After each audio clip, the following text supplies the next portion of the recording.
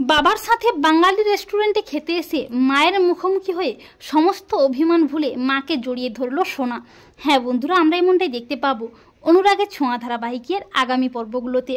দীপা মুম্বই শহরে আসে, কিন্তু দীপাকে বিভিন্ন সমস্যার সম্মুখীন হতে হয়। আর সূর্য দীপার আশেপাশেই থাকে, কিন্তু সূর্য দীপার সামনাসামনি না এলেও পেছন থেকে সূর্য দেখতে পায়। তবে সূর্য এটা বুঝতে পারে না যে ওটাই তার দীপা। তবে সূর্যের বারবার মনে হয় যে দীপা তার আশেপাশে কোথাও না কোথাও আছে, ঠিক দীপার সাথে তার দেখা হবেই। এরপর দীপার ব্যাগপত্র ছিনিয়ে নিয়ে যায় কিছু খারাপ লোকেরা। দীপা অসহায় হয়ে পড়ে। দীপা কি করবে, কোথায় যাবে কিছুই বুঝতে পারে না। এরপর দীপা অনেক বাধা বিপত্তি অতিক্রম করে একটা বাঙালি রেস্টুরেন্টে যায়। সেখানে গিয়ে একটা কাজের অনুরোধ করে। রেস্টুরেন্টের মালিক দীপার অনুরোধে দীপাকে সেই রেস্টুরেন্টে কাজ দেয় ঠিকই, তবে দীপাকে ঝাড়ু দেওয়ার কাজ দেয়। দীপা বলে এই কাজ করতে আমার কোনো অসুবিধা নেই। বেশ কয়েকদিন দীপা সেই রেস্টুরেন্টে কাজ করে। দীপার হাতের কাজ দেখে মুগ্ধ হয় রেস্টুরেন্টের মালিক।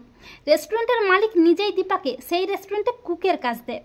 অপরদিকে সোনা সূর্যের কাছে আবদার করে রেস্টুরেন্টে এসে বাঙালি খাবার দাবার খাওয়ার জন্য। আর সূর্য সোনার আবদারে সোনাকে নিয়ে সেই রেস্টুরেন্টে আসে যেই রেস্টুরেন্টে দীপা কাজ করে। এরপর সোনা রেস্টুরেন্টে এসে দীপার হাতে রান্না খায়। সোনা বলে, বাবা এই রান্নার স্বাদ রান্না আমার খুব চেনা, ঠিক যেন মায়ের হাতের রান্নার মতো। মা আমাকে আর পাকা মেখে ঠিক এইভাবেই রান্না করে খাওয়াতো। সূর্য বলে, হ্যাঁ সোনামা, তুমি একেবারেই ঠিক বলেছ। আমারও চেনা লাগছে এই রান্নার স্বাদ, এতে যেন দীপার হাতে ছোঁয়া আছে। সোনা বলে, কিন্তু বাবা মা এখানে কোথা থেকে আসবে?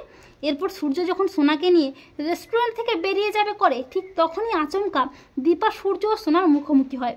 দীপাকে দেখে চমকে যায় সূর্য, আর সূর্যকে দেখেও চমকে যায় দীপা। সূর্য বলে, দীপা তুমি এখানে? আর সোনা এত বছর পরে তার মাকে এই শহরে দেখে চমকে যায়। সোনার খুব ইচ্ছে করে তার মায়ের কাছে আসতে। সোনা মনে মনে ভাবে, তুমি কি একবার আমাকে আদর করবে না মা? দীপা বলে, কী রে সোনা মা, তুই কত বড় হয়ে গেছিস, তুই কেমন আছিস মা? কিন্তু সোনা চুপ করে দাঁড়িয়েই থাকে। তখন দীপা বলে, তোর মা তোর সামনে আসতে চায়নি রে মা, কিন্তু দেখ ভাগ্যের ফেরে সেই আমাকে আবারও তোদের মুখোমুখি হতে হলো। আর মাকে দেখে সোনার সমস্ত জমানো অভিমান কষ্ট কান্না হয়ে বেরিয়ে আসে। সোনা দীপাকে জড়িয়ে ধরে আকুল হয়ে কাঁদতে কাঁদতে বলে, মা আমি তোমাকে না খুব মিস করি।